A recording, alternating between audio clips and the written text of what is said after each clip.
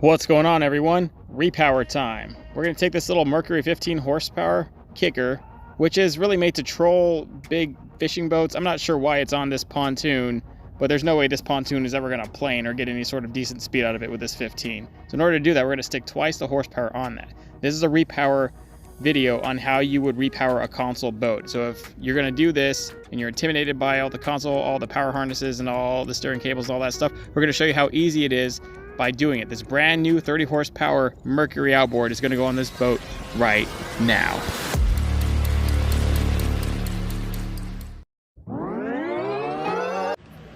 So that thing's nice, sitting pretty in that box, but before we can even get to it, we got to take this thing off.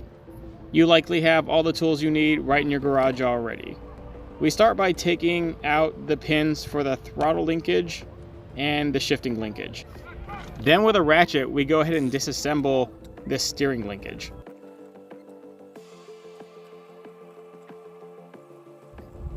And after this, we go ahead and we find where the wire harness is.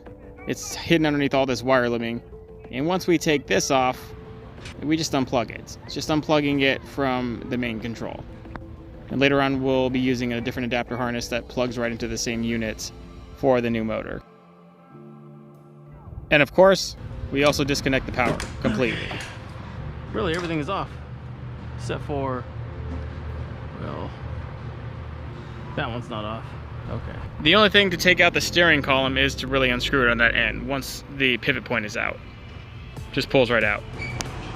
We're gonna take our trusty needle nose and remove that pin, like so. We pull the additional pin out, taking the rest of the linkage out from here.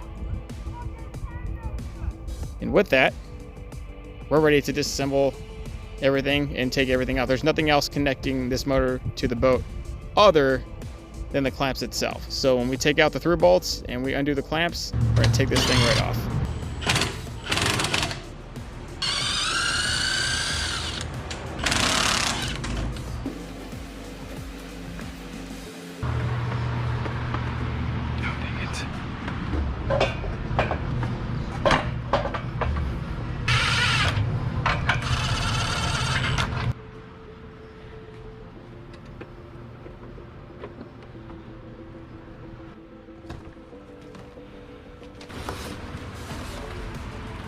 Oh, look at it! Yes, indeed. Now that is a motor for your face. Yes.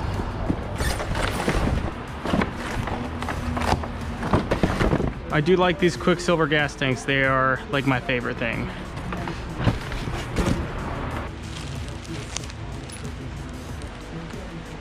Install it. Linkage cable. So that means we can take the other one and just put it back on the 15 horse. I don't think we need it. If it's only 172 pounds, it's not really that heavy.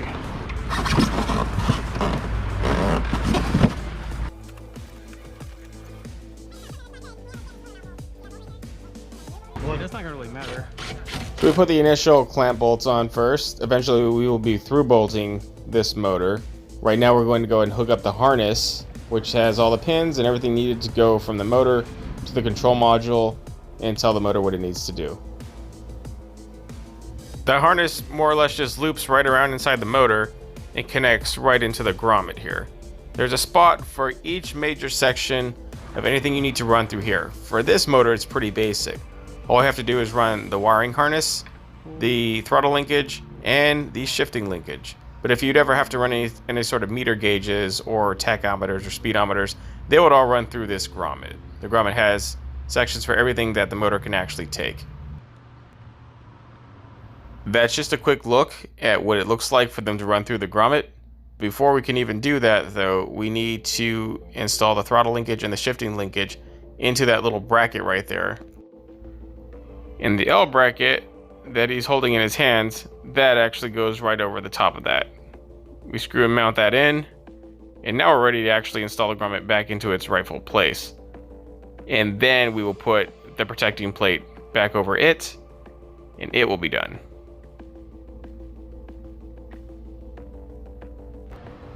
The protective plate housing just held together with, I think, 2 or 3 screws.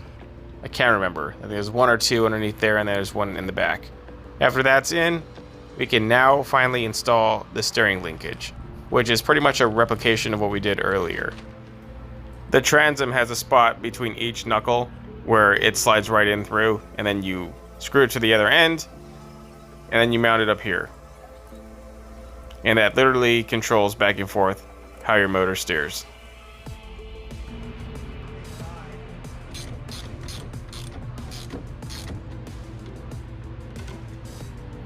Last but not least, we 3-bolted this motor to the transom, and we made sure we sealed each of those bolts in before we mounted them completely. During the installation, it was discovered by the main mechanic of Fallon Marine that he had a blown steering cable. I had no idea what one looked like, and when he looked at it, he saw it.